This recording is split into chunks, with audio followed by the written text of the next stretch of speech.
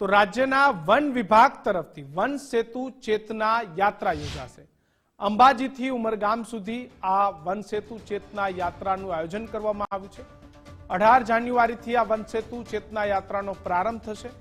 ભાજપ અધ્યક્ષ CR પાટીલે યાત્રાનો પ્રારંભ કરાવશે। PM જનમન યોજના થકી એક મોટું બજેટ મંજૂર કરાયું છે। વન સેતુ ચેતના યાત્રા રાજ્યના 13 જિલ્લાઓમાંથી પસાર થશે। રાજ્યના મુખ્યમંત્રી ભૂપેન્દ્રભાઈ પટેલ પણ ઉપસ્થિત રહેશે। સરકારની વિવિધ સિદ્ધિઓ અને યોજનાઓ લોકો સુધી પહોંચે એ માટે યાત્રાનું આયોજન છે। આદિવાસી લોકોના ઘર ઘર સુધી સરકારની યોજના પહોંચે તેના માટેનું આયોજન છે।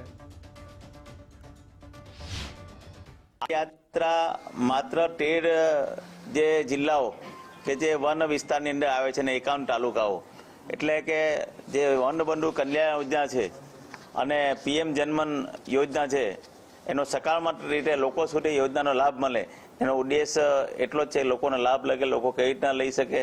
જે આદિવાસી વિસ્તારની અંદર જે લોકો જેવા કે સાળીરીટા ગાયકવાડ જેવા ઘણા બધા લોકો બધા સારી રીતે જે પ્લેટફોર્મ આદિવાસી પ્લેટફોર્મ પકડીને ઉપર આવ્યા છે એ લોકોને વિશેષ સન્માન પણ કરવામાં આવશે।